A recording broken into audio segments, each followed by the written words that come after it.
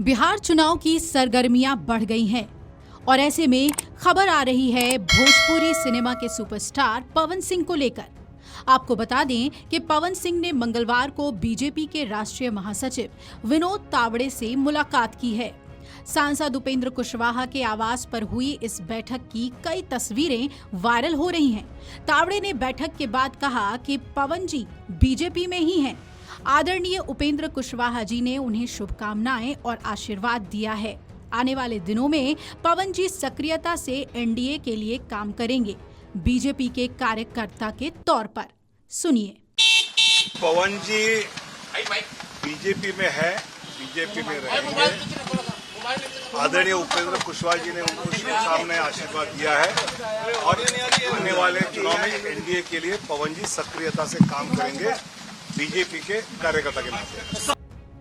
अब गौरतलब है कि कुछ समय पहले ही बीजेपी नेता आरके सिंह ने कहा था कि पवन सिंह को पहले भाजपा से टिकट दिया गया था, फिर चुनाव लड़ने से मना कर दिया गया और कहीं और से भी टिकट नहीं मिला।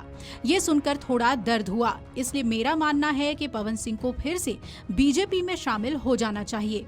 आरके सिंह के इस बयान के बाद से अटकलें थीं कि पवन सिंह बीजेपी से पूरी तरह से नाता तोड़ चुके हैं। हालांकि अब तावड़े के बयान ने एक बार फिर पवन सिंह को लेकर चर्चाओं का बाजार गर्म कर दिया है। पवन सिंह की कैसे हो गई बीजेपी से दूरियां, जरा ये समझ लीजिए। बीते साल हुए लोकसभा चुनाव याद कीजिए। बीजेपी ने पवन सिंह को आसनसोल सीट से अपना उम्मीदवार बनाया था। हालांकि पवन सिंह ने अगले ही दिन इस सीट से चुनाव लड़ने से मना कर दिया था। इस सीट पर तृणमूल कांग्रेस ने शत्रुघ्न सिन्हा को अपना उम्मीदवार बनाया था और जीते भी वही। पवन सिंह के नाम वापस लेने के बाद से ही बीजेपी से उनकी दूरियां बननी शुरू हो गई थी। हालांकि इसमें अगला पड़ाव तब आया जब भोजपुरी स्टार ने आरा सीट से निर्दलीय ही ताल ठोकने का ऐलान कर दिया। इस सीट पर बीजेपी पहले ही आरके सिंह को प्रत्याशी के तौर पर खड़ा कर चुकी थी। पवन सिंह ने काराकाट से चुनाव लड़ा और इसकी वजह से उपेंद्र कुशवाहा को वहां हार का सामना करना पड़ा। वो सिर्फ हारे ही नहीं बल्कि तीसरे पायदान पर पहुंच गए। इसीलिए कहा जा रहा है कि सबसे पहले उपेंद्र कुशवाहा से पवन सिंह की मुलाकात जरूरी हो गई थी।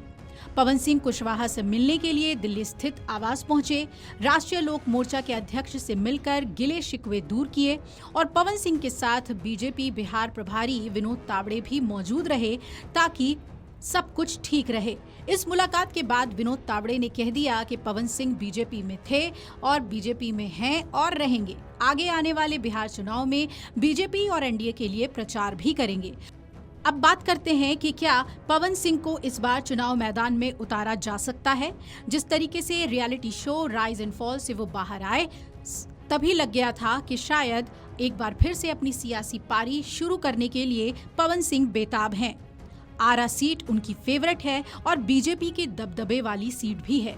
आरा में बीजेपी का दबदबा 2000 में शुरू हुआ था, जब उसने लगातार यहां 4 चुनाव जीते। हालांकि 2015 में आरजेडी के मोहम्मद नवाज आलम ने ये सिलसिला तोड़ते हुए बीजेपी के अमरेंद्र प्रताप सिंह को सिर्फ 666 वोटों से हरा दिया। लेकिन 2020 में अमरेंद्र प्रताप सिंह ने फिर से ये सीट जीत ली थी। उनकी जीत का अंतर मात्र 3002 वोट था। अब देखना है कि क्या पवन सिंह जो सपना पाले हुए हैं कि उन्हें आरा से चुनाव लड़ने का मौका मिले बीजेपी की तरफ से, वो मिलता है या नहीं, क्योंकि काराकाट में तो एक बार वो खेल कर चुके हैं। इस बार क्या उन्हें संतोष करना पड़ेगा या फिर वो सियासी जमीन पर उतरेंगे और बीजेपी के लिए चुनाव लड़ेंगे, ये देखना बेहद अहम है। वीडियो डेस्क अमरउजाला.com। अगर आप ये वीडियो YouTube पर देख रहे हैं तो हमारे चैनल को सब्सक्राइब कर बेल आइकन दबाएं और Facebook पर देख रहे हैं तो हमारे पेज को लाइक करें।